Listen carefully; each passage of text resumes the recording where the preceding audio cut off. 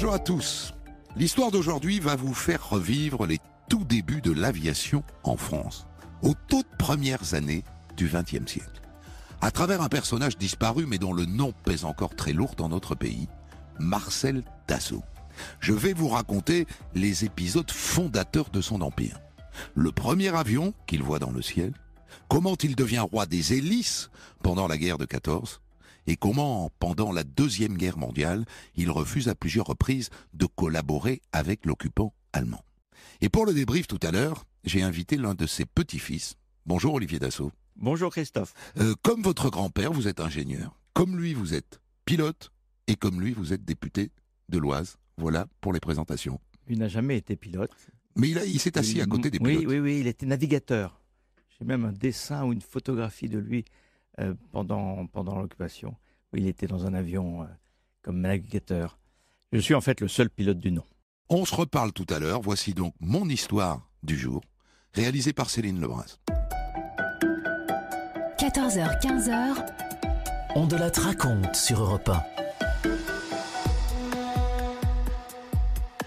Marcel naît en janvier 1892.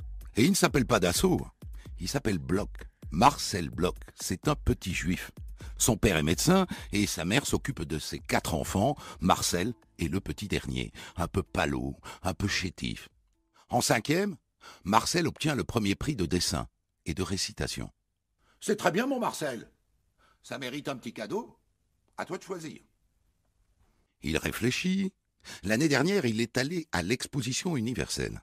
Et il y a une chose qui l'a emballé, l'électricité. C'est tout nouveau, hein. Jusque-là, on s'éclaire au gaz et au pétrole.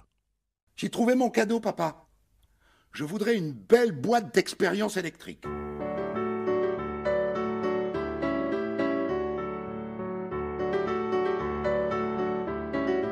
Et on lui achète une boîte qui est en vérité un vrai petit laboratoire avec une bobine et un tube de Gessler. Il fait des expériences devant ses copains, ils sont émerveillés. Et comme il a de la suite dans les idées, il intègre une école d'électricité, l'école Breguet, rue Falguière.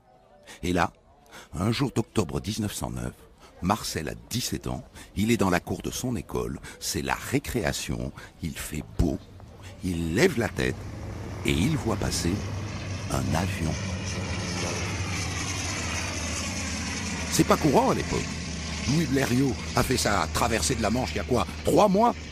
Mais là, ça n'est pas Blériot qui vole au-dessus de Paris. C'est le comte Charles de Lambert dans un avion des frères White. Il vient de décoller de Viry-Châtillon et Marcel, les yeux écarquillés, le voit contourner la tour Eiffel. Il n'avait jamais vu d'avion. C'est la première fois. Il est emballé. C'est ce jour-là que naît sa vocation. Et à partir de là, régulièrement, il va sur le terrain d'Issy-les-Moulineaux, voir voler les premiers avions. La Demoiselle, le Santos Dumont. C'est ça qu'il veut faire. Et peu importe ce qu'en pense son père. Enfin, Marcel, je voudrais que vous fassiez médecine. C'est un bon métier, croyez-moi, et c'est très utile aux gens. Non, papa, je suis désolé, je veux être ingénieur aéronautique. En termes d'audace, c'est un peu comme si aujourd'hui, votre fils vous disait qu'il allait ouvrir une boutique de souvenirs sur la Lune. C'est un métier qui n'existe pas.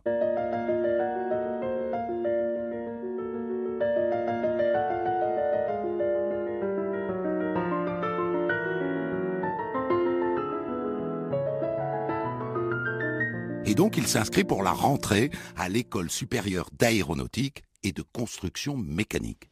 Et en attendant, pendant tout l'été, il part en stage comme ouvrier chez Panhard, le fabricant de voitures.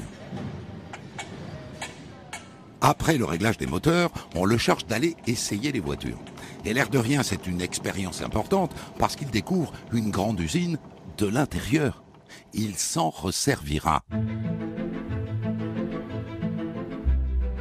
Et donc, à la rentrée, il entre à l'École supérieure d'aéronautique, où il suit un cours de mécanique des fluides, un autre sur les hélices. Ça aussi, ça lui servira bientôt. Il apprend aussi comment fonctionne un ballon dirigeable. Et d'ailleurs, il rédige lui-même un projet de dirigeable. Et il est classé premier.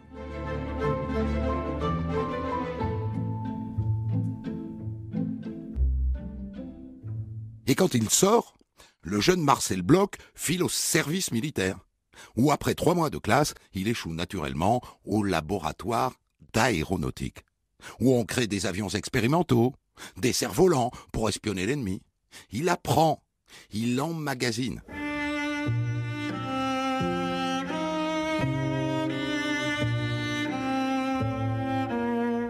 Et il va en avoir besoin très vite, parce que c'est à ce moment-là qu'éclate la guerre de 14.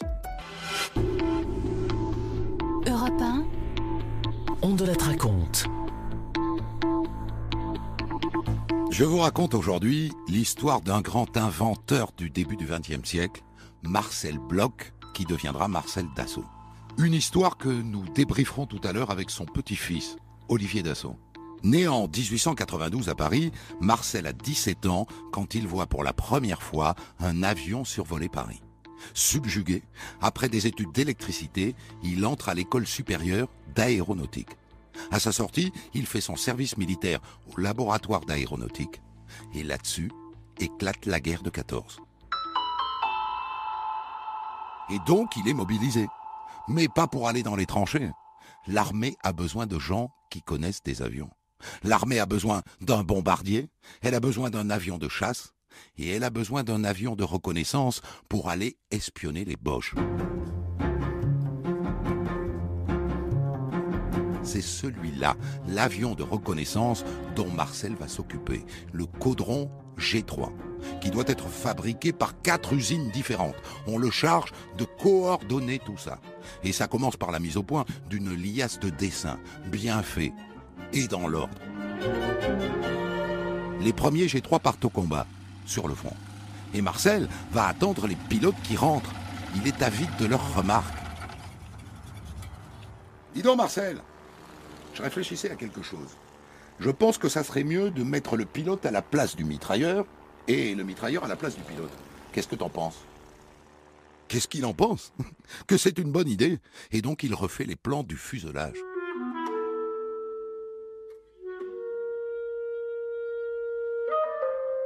Le jeune Marcel Bloch est ensuite envoyé sur un autre projet d'avion de reconnaissance, le Farman. Et là, c'est autre chose, on le fait voler avec les pilotes.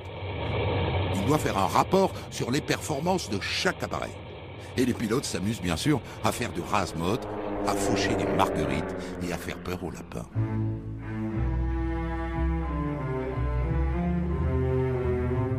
Mais Marcel a un peu de temps libre. Et il s'attelle à un truc qui le turlupine depuis qu'il est passé chez Caudron.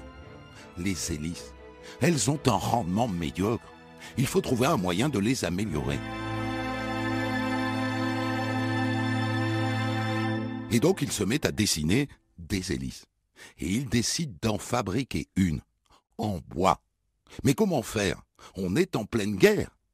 Et là il se souvient d'un copain d'enfance, Marcel Hirsch. Son père fabrique des meubles. Alors il va le voir. Jeune homme, j'aime beaucoup votre esprit d'entreprise. Je vais vous aider. Je mets à votre disposition l'un de mes ébénistes, et si vous voulez, quelques pièces de bois. J'ai du très bon noyer. Ça me paraît très adapté. Marcel apporte ses dessins, et il assiste d'un bout à l'autre à la fabrication de son hélice, qu'il baptise l'hélice éclair. Et dans la foulée, il crée la société Hélice Éclair. Le centre d'essai en vol de Villacoublay lui commande 50 hélices à 150 francs pièce. Et en quelques mois, Marcel Bloch devient l'un des 4 grands fabricants d'hélices de l'époque, en pleine guerre, et en faisant travailler tous les fabricants de meubles du faubourg Saint-Antoine, car il ne fabrique pas lui-même. Pas encore.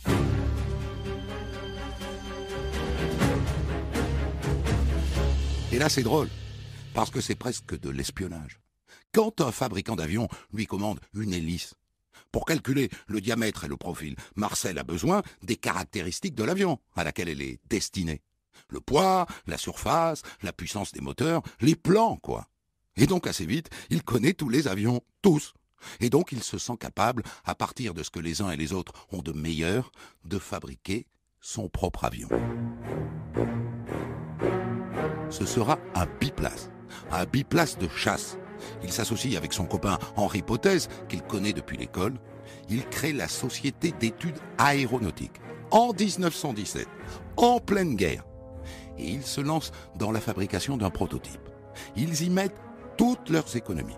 Ils commencent par dessiner les plans, ensuite ils louent une petite usine à Suresnes, ils embauchent un contremaître, des ouvriers, et c'est parti. Les premiers essais ont lieu fin 1917. L'armée leur commande, écoutez bien, 1000 avions.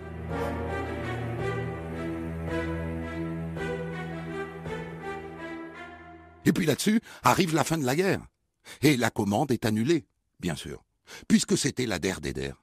L'armée lui dit « Monsieur Bloch, vous pouvez fabriquer des portes ou des brouettes, si vous voulez. Mais des avions, je vous préviens, on n'est pas prêt à vous en recommander. Hein, on n'en aura pas besoin. La guerre est finie. » Bon, eh bien il va lui falloir trouver autre chose. Et à la fin de la guerre, Marcel Bloch met ses rêves d'avion entre parenthèses et il se lance dans l'immobilier.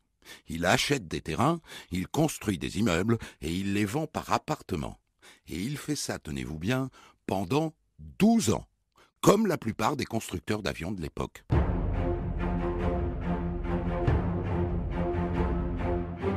Et puis en 1930, le gouvernement s'aperçoit que les Allemands, eux, n'ont pas lâché l'affaire. Et les Anglais non plus, ni les Américains, ni même les Italiens. Ils ont des avions modernes. La France a pris du retard, beaucoup de retard. Alors Marcel l'aviateur reprend du service. L'État lui commande un prototype d'avion postal, moderne. Et Marcel se dit, fini le bois, fini la toile, je vais le construire en métal. Et il le fait construire par un fabricant de réservoirs. Eh bien, on ne lui en commande aucun. Tant pis, il passe à autre chose. Il loue une petite usine et il se lance tout seul sur ses propres deniers dans la fabrication d'un avion sanitaire pour évacuer les blessés. Très inspiré, bien sûr, de l'avion postal. Ça lui prend 6 mois. On lui en commande 20. Et puis il enchaîne avec un avion pour les colonies, 6 exemplaires. Et un avion pour Air France, un bimoteur de transport public. Et c'est à bord de l'un de ces avions, baptisé le 220, que Daladier se rend à la conférence de Munich qui va sceller le déclenchement de la Deuxième Guerre mondiale. Europe 1, on de la raconte.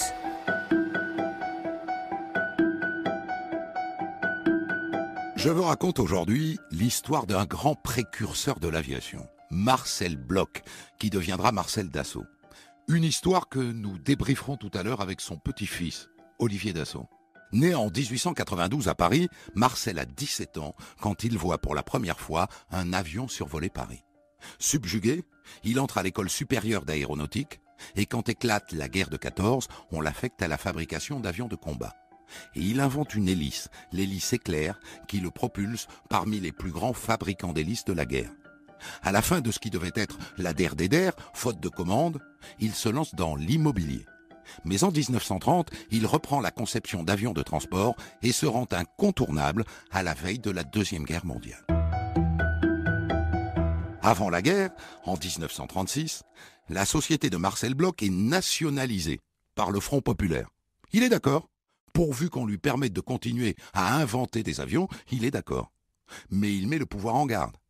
On est en retard. Les Allemands ont de l'avance et il est très convaincant puisqu'à la veille de la guerre, les effectifs des usines de Marcel Bloch sont multipliés par 4. 7000 employés, ce qui permet de fabriquer 40 avions par mois. Sauf que les Allemands, dans le même temps, en fabriquent 300 par mois. Vous connaissez la suite ? En juin 40, après une guerre éclair, les Allemands entrent dans Paris. Et on dit, à qui la faute ? Eh bien, entre autres, la faute à Marcel Bloch, à ce juif de Marcel Bloch, qui, avec ses avions, n'a pas été fichu de contrer l'avancée allemande. Assez vite, Marcel sent le vent tourner. Il va se mettre en sécurité avec femme et enfants dans la zone sud, à Cannes.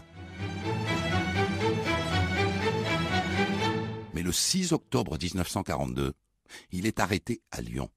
Et les Allemands, qui savent que certes il est juif, mais que c'est un génie de l'aviation, viennent le voir plusieurs fois en prison. « Vous ne voudriez pas travailler pour nous, monsieur Bloch ?» Non, il refuse net, parce que de 1, il est patriote, et de 2, il est juif. Pour lui mettre la pression, en mars 1944, les Allemands arrêtent aussi sa femme Madeleine et ses enfants. Vous êtes certain de ne pas vouloir travailler pour nous, monsieur Bloch? Vous pourriez diriger une de nos usines. Nous vous donnerons tous les moyens. Non, il ne veut pas, il refuse encore. Et en juin 1944, Marcel Bloch, sa femme et ses enfants sont transférés à Drancy. Monsieur Bloch, soyez raisonnable. Si vous acceptez de travailler pour nous, nous libérerons votre femme et vos enfants aussi. Il n'en est pas question.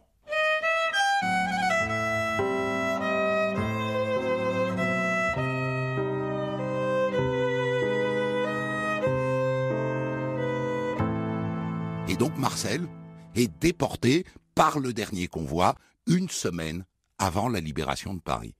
Et il arrive à Buchenwald, juif parmi les juifs. Quand il arrive dans le camp, il voit une grande cheminée qui fume. Il demande « Qu'est-ce qu'ils font brûler là-dedans ?»« Oh, vous savez ici, monsieur, on sort plus souvent par la cheminée que par la porte. » Comme les autres, on le fait se déshabiller. Comme les autres, on l'emmène à la douche.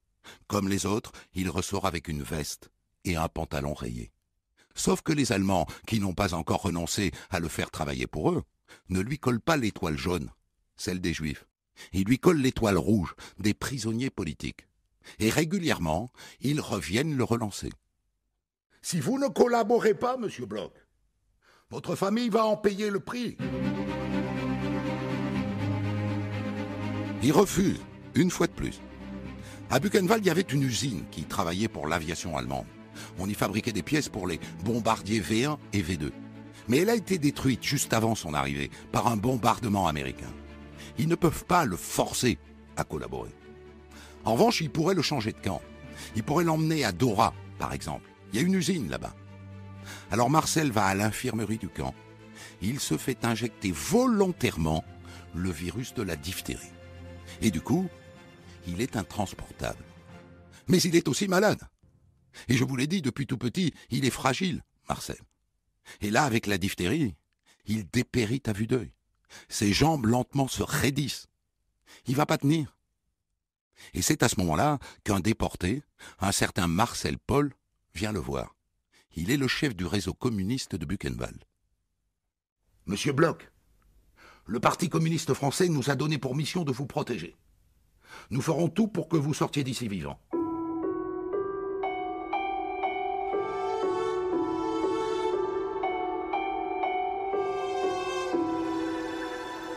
La libération arrive et en avril 1945, les GIs pénètrent dans Buchenwald.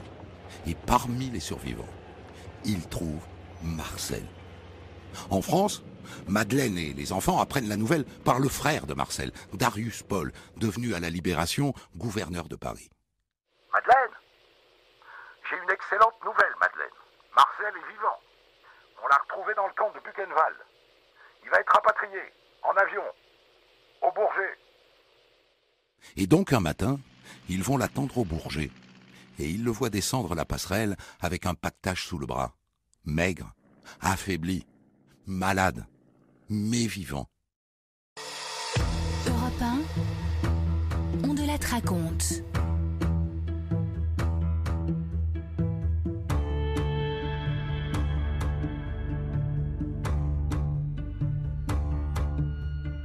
Je vous raconte aujourd'hui l'histoire d'un grand inventeur de l'aviation, Marcel Bloch, qui deviendra Marcel Dassault. Une histoire que nous débrieferons dans un instant avec son petit-fils, Olivier Dassault. Marcel a 17 ans quand, en 1909, il voit pour la première fois un avion survoler Paris. Subjugué, il entre à l'école supérieure d'aéronautique. Quand éclate la guerre de 14, on l'affecte à la fabrication des avions de combat. À la veille de la Deuxième Guerre, il participe à la tentative désespérée de la France de reconstituer une aviation à la hauteur de celle des Allemands. Arrêté en 1942, Marcel Bloch refuse de collaborer avec l'ennemi. Il est déporté à Buchenwald où il reçoit la protection des communistes qui lui permettent d'échapper à la mort.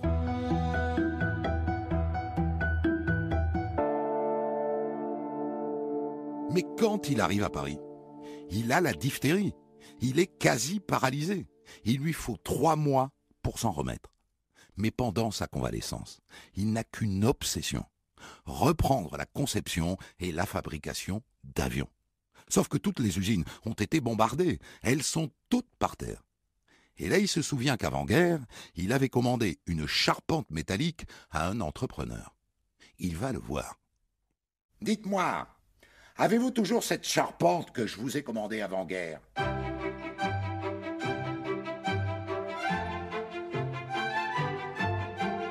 Oui, il l'a toujours. Et donc Marcel achète un terrain près de l'aérodrome de Bordeaux, à Mérignac, et il se fait livrer sa charpente, et il se fait construire une usine flambant neuve.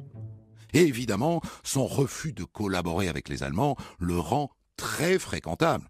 D'autres industriels ont vendu leur âme à l'ennemi, pas lui. Le général de Gaulle lui ouvre grand les bras. Et les communistes, qui lui ont sauvé la vie à Buchenwald, sont ses amis. Marcel Paul, qui était venu le voir dans le camp, est devenu ministre de la production industrielle.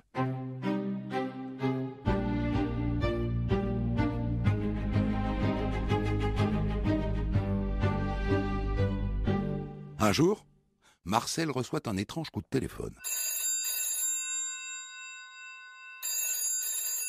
Monsieur Bloch, pourriez-vous venir au ministère des déportés? Nous avons quelque chose pour vous.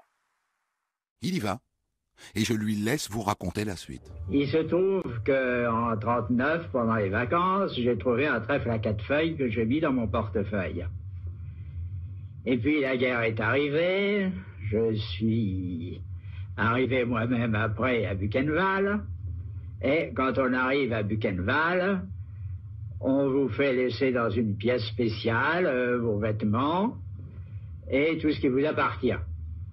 Ce qu'il y a d'extrêmement curieux, c'est qu'étant eu la chance de revenir de déportation, me trouvant à Paris, quelques mois plus tard, j'ai été appelé au ministère des déportés et on m'a remis des objets m'appartenant et notamment mon portefeuille dans lequel était toujours ce trèfle à 4 feuilles. Dans la foulée, comme beaucoup de juifs qui veulent tourner la page, Marcel décide de changer de nom. Le 12 février 1949, il devient officiellement Marcel Dassault. Pourquoi Dassault ? Eh bien parce que c'était le pseudonyme de son frère dans la Résistance. Dassault, A-U-T.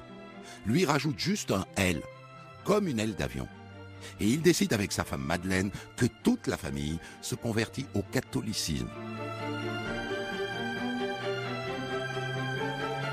Et ainsi, Marcel Bloch, devenu Marcel Dassault, se fond dans la masse des Français. Voilà donc pour cette histoire racontée à grands traits, bien sûr. Peut-être que Olivier Dassault, vous avez des choses à nous dire en complément de tout ça. On pourrait peut-être d'ailleurs commencer par le dernier chapitre, ce changement de nom. Parce qu'évidemment, renoncer à un nom juif, aujourd'hui, ça paraît saugrenu.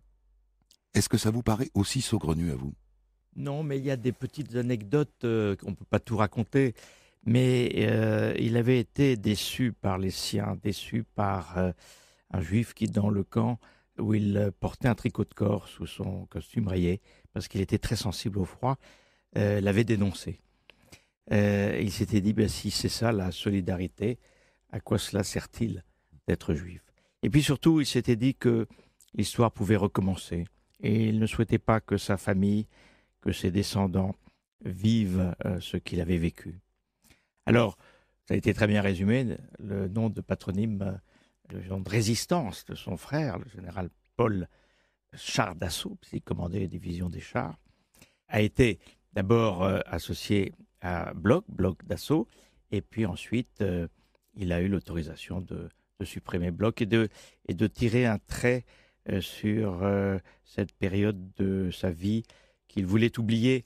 Et d'ailleurs, dans le livre Le Talisman, il ne la raconte pas. Je me suis beaucoup inspiré pour raconter cette histoire, son autobiographie, parue en 70. Il en parle très peu, quasiment pas. Est-ce qu'il vous arrive, vous, Olivier Dassault, de regretter de ne pas vous appeler Olivier Bloch ?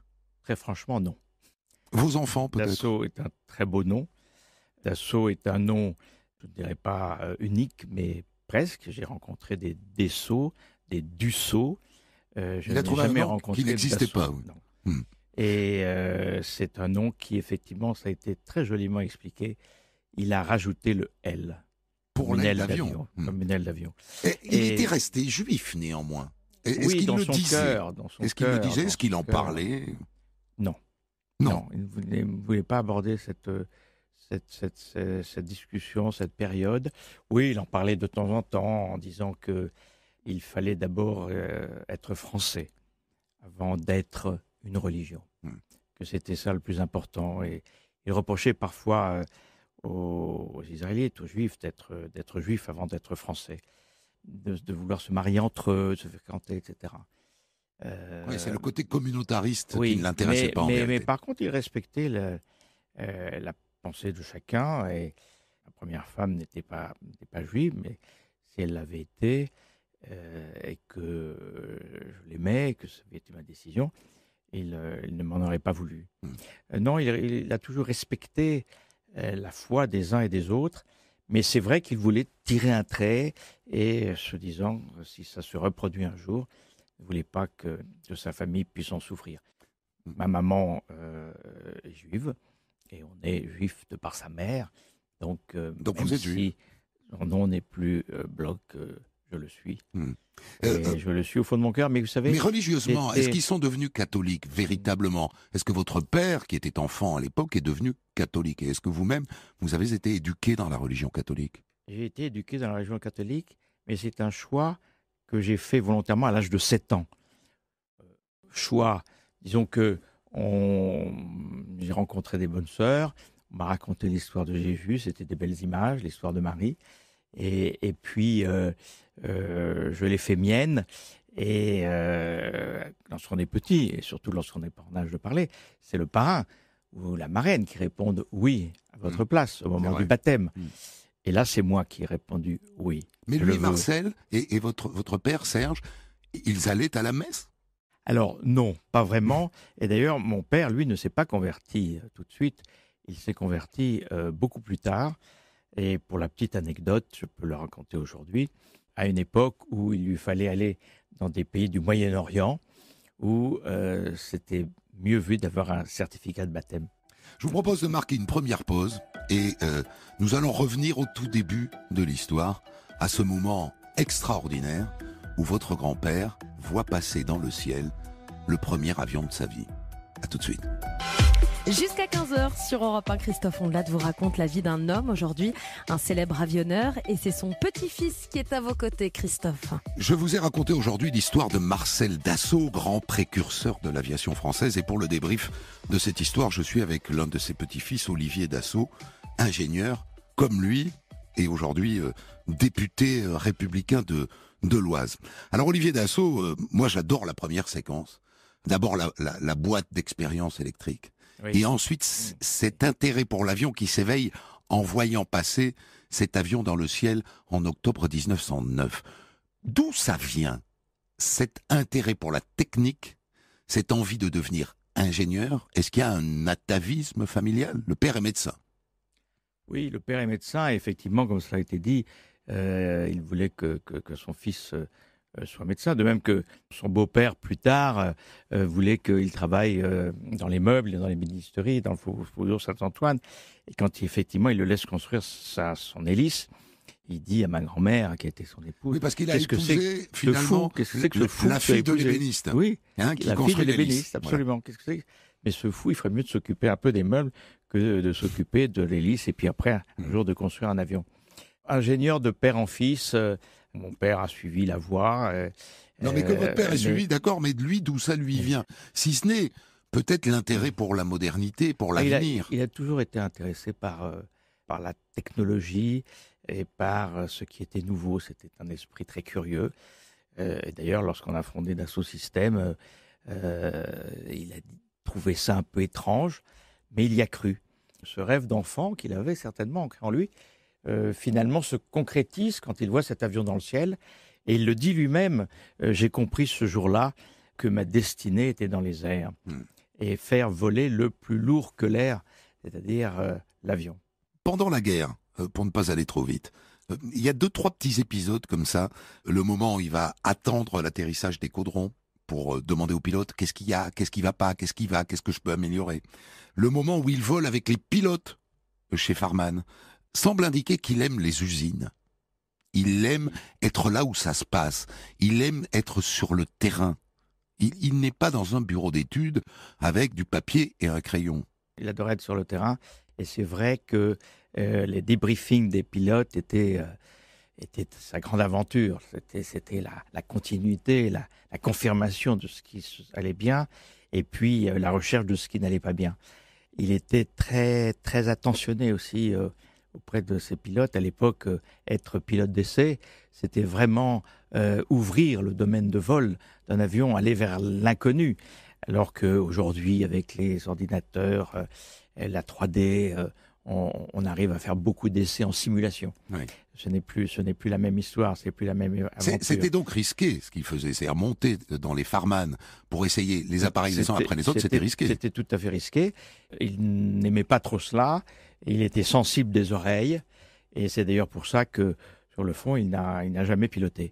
Mais je me souviens toujours, lorsque j'ai fait le premier vol du Falcon 50 et la première traversée de l'Atlantique sur le prototype, il m'avait dit, mais est-ce que c'est bien raisonnable de faire cette traversée? Oui, donc il n'a jamais été pilote parce qu'il avait peur. Non, il n'avait pas peur. Mais là, en l'occurrence, il ne voulait pas que son petit-fils prenne de risques.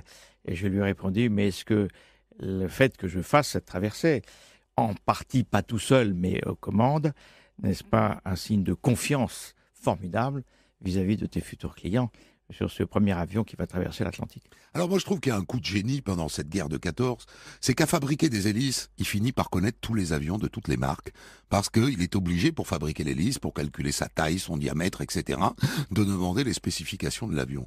Et au fond, il arrive à siphonner à tous les fabricants d'avions leur secret de fabrication.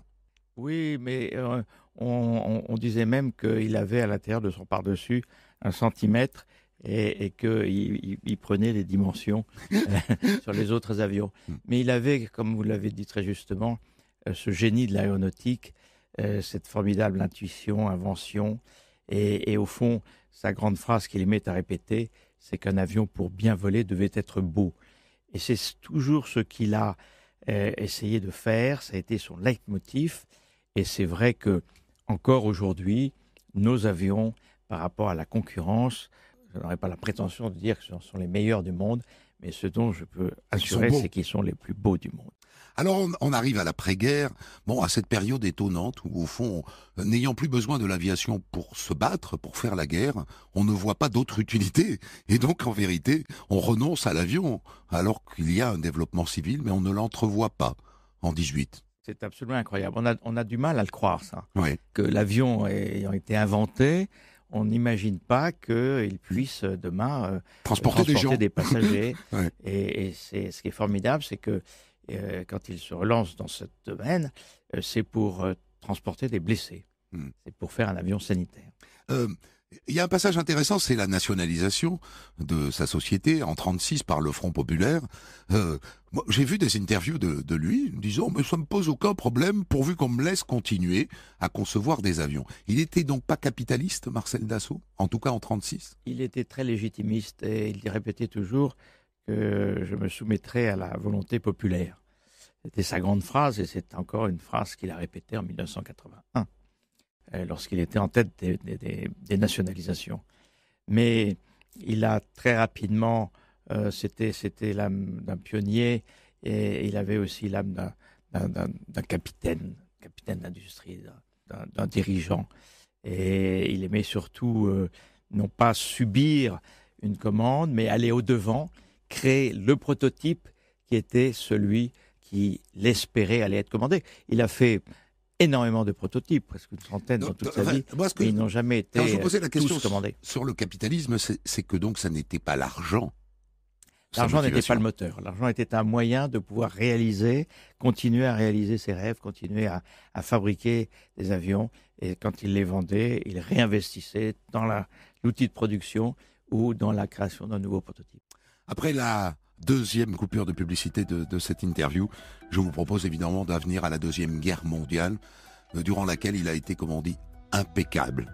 Ce qui lui a permis, ensuite, de bâtir l'empire dont votre famille continue de profiter aujourd'hui. Je vous ai raconté aujourd'hui l'histoire, en tout cas le début de l'histoire de Marcel Dassault, grand précurseur de l'aviation française.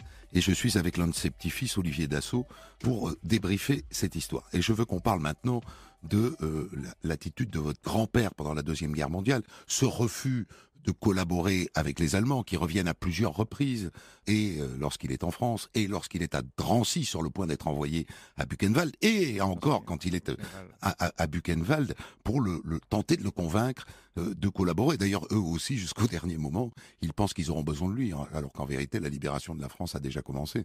C'est assez, bon, c'est un passage assez étonnant. J'ai lu pour écrire cette histoire son livre Le Talisman, qui est donc son autobiographie publiée au tout début des années 70, il dit les choses, mais alors avec une pudeur incroyable. Oui. On sent qu'il n'a pas envie de raconter tout ça vraiment. Tout à fait. Il avait tiré un trait dessus, sur cette période de sa vie. Je voudrais revenir sur un point, c'est ce camp où il est sauvé par un communiste. Et aujourd'hui encore, lorsque j'ai un face-à-face avec un communiste, ou dans ma circonscription, ou ailleurs, etc., je les désarçonne parce que je leur dis, vous savez, moi, j'aime beaucoup les communistes, parce que je ne verrai jamais que c'est un communiste qui a sauvé la vie à mon grand-père. Alors, il a juste une petite précision. Je ne crois pas qu'il se soit lui-même injecté le virus. Il a été mis par Marcel Paul à l'infirmerie, alors qu'il n'était pas en très grande forme, bien entendu, mais il n'était pas encore malade. Et c'est à l'infirmerie qu'il attrape la diphtérie. Qu'il attrape la diphtérie. À aucun moment, la menace qui pèse sur sa famille, sur sa femme et ses enfants ne pèsent dans sa décision. C'était un héros. Il s'est conduit toute sa vie en héros. Il a eu, avant d'être emporté dans les camps et dans le camp lui-même, une attitude héroïque. Il a toujours cru en son étoile, son destin, et il a pensé que les Allemands n'appliqueraient pas leurs menaces, car le jour où il touchait à sa famille, il savait que c'était fini pour eux, qu'il n'avait plus aucune chance qu'ils fassssent quoi que ce soit. Oui, on voit bien que jusqu'au bout, d'ailleurs, de la guerre, il espère qu'il va changer d'avis. Jamais je ne dirais qu'il aurait sacrifié sa famille par rapport à des menaces de collaboration. Mais il ne cède pas. Il ne cède pas. Non, il ne cède pas. Et ça, c'est tout à fait à son honneur. Et ce qui a valu, contrairement à d'autres constructeurs, pas d'avions, mais de voitures, je ne citerai pas, de ne pas d'avoir l'autorisation de créer à son retour des camps, de redémarrer une entreprise et une vie d'avionneur.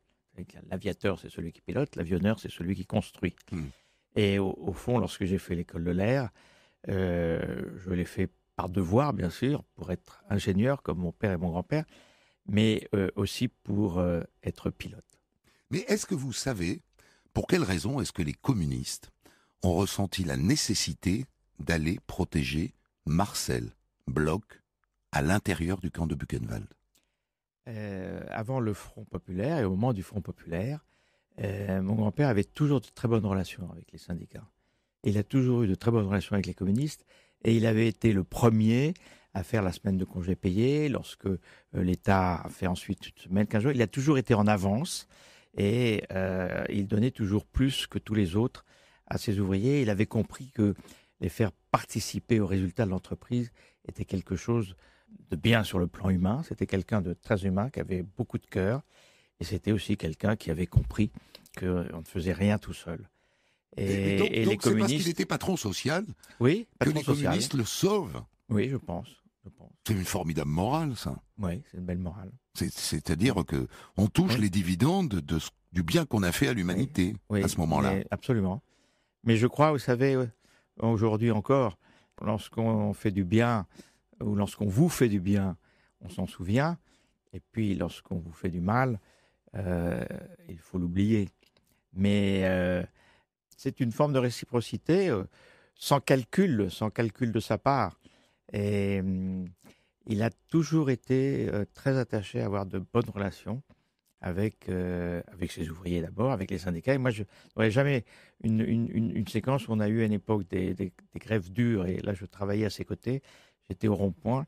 Et les gens de la sécurité, descendez pas, monsieur Dassault, descendez pas, etc. Il me dit, mais si, je descends, je n'ai pas aucune raison d'avoir peur de mes ouvriers. Et là, il me prend par le bras, il me dit, tu vois, si on a peur de ses ouvriers, il faut faire un autre métier. Ouais. Formidable leçon, en tout cas. J'ai une dernière question à vous poser. Le trèfle à 4 feuilles, qu'il appelait son talisman, qui en a hérité? Le trèfle à 4 feuilles qui était dans son portefeuille est avec lui, dans son cercueil. Il est parti avec lui, mais nous avons tous, au fil des années, trouvé un trèfle à 4 feuilles. J'en ai même plusieurs, moi. Et parfois même, c'est des très jolis moments. J'ai eu un jour, dans ma circonscription, dans un village, un enfant qui est venu m'apporter il me dit, monsieur le député, j'ai un cadeau pour vous. Et il me donne ce trèfle à 4 feuilles. Et c'est vrai que c'est aujourd'hui encore notre talisman, notre porte-bonheur. Familial. Et familial. Et c'est même mes frères et sœurs et moi, notre emblème. Nous avons constitué un blog sur WhatsApp où nous communiquons tous ensemble et qui s'appelle le trèfle. Et le trèfle n'est fort que si les 4 feuilles restent accrochées à la tige. J'adore la fin de cette interview. Merci beaucoup. Merci, Olivier Dassault, Christophe, d'avoir partagé toutes ces anecdotes avec vous. Cette histoire est bien entendu désormais disponible en podcast.